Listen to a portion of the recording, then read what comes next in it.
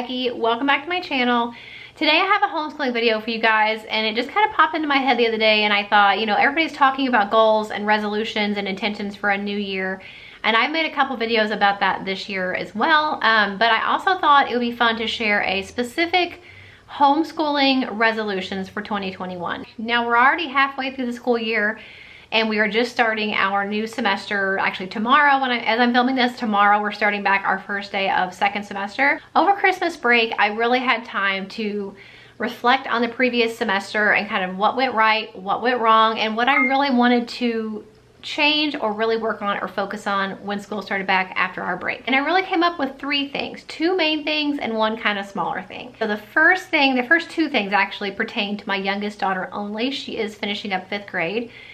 And it's her last year as an elementary schooler, which blows my mind because she seems way too little to be going to be in middle school in the fall. Like, that's just crazy to me. And so I think for that reason, it's especially important that we really work on independence for her. I just want her to be as independent as possible. Not because I don't want to be involved in her homeschooling, but I think it's really important for her that she is able to do more and more on her own and needs me less and less. And that's not just with homeschooling, that's with life in general. You know, your goal as a parent is to raise your kids and teach them well enough that by the time they're, you know, 16, 17, 18 and older, they're making a lot of really good decisions on their own without you having to tell them what to do. Not that you won't still tell them what to do or give them your opinion, but you know what I mean. And it's kind of the same thing with homeschooling. I really want her to be independent so that when next school year starts and she's a 6th grader, you know, she really doesn't need me as much.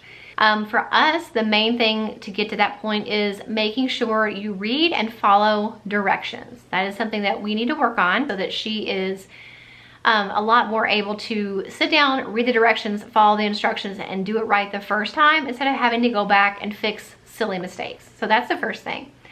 The second thing is I really want to get back into our morning routine. I was really good about that for quite a while, and basically it's kind of a flow of the things that we do in the morning together, just me and her. And one of the main reasons why that morning routine is so important is it was when we did our devotional together.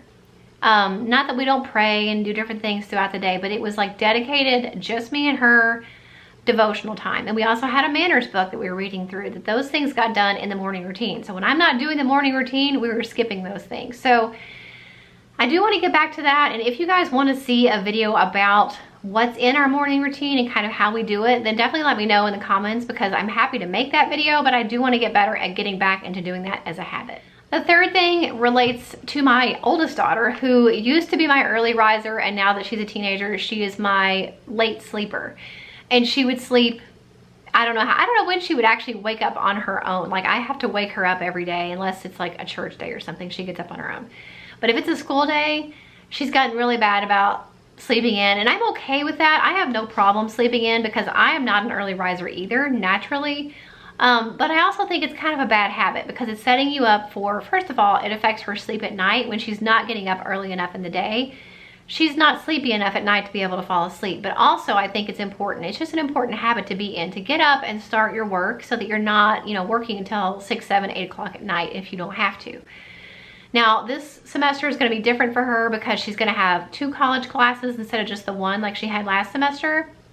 So I kind of wonder what her workload is going to be. You know, she may realize once those 2 classes start and then she's got her other schoolwork for high school, she may realize she has to get up a little earlier to get things done in a timely fashion because she doesn't want to spend all day doing school. She wants to work out, she likes to draw and do things like that. So I think she'll realize, I'm hoping she'll realize on her own, that she needs to get up a little earlier to be able to get those things done and fit in all the things that she wants to do and the things that she has to do. Those are just my 3 kind of goals, intentions, resolutions for our new homeschool semester and finishing up the year hopefully strong. It's definitely been a roller coaster of a year between all the home improvement projects we had when our school year started that kept us from being able to do what we wanted to do. Then my husband got COVID, then my parents got COVID, and then Christmas came. So it's just definitely been very hectic and kind of chaotic and scattered and all over the place, and it was definitely probably by far the most challenging homeschool year we've had so far. But 4 more months left in the year. I think focusing on these 3 things will be really helpful. So So I encourage you guys to do the same thing, whether you've got a new semester in front of you or a whole new school year, or you're just starting over, like you want to refocus your intentions for tomorrow. It never hurts to really sit down and think about, like, where do I want to go with my homeschool? What's working, what's not working? And I actually did a video about that. It's called Start Fresh and Your Homeschooling. And it was 3 things you can do when you're in a rut, you're burned out, you're not motivated. It's coming.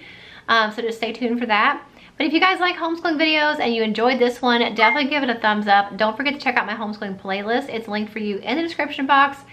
There's so many videos in that playlist all about curriculum reviews, homeschool mom life, day in the life videos, homeschool room tours, all different types of homeschooling videos you'll find in that playlist. So definitely check it out. Don't forget to subscribe before you head out, and I'll see you in the next one. Bye.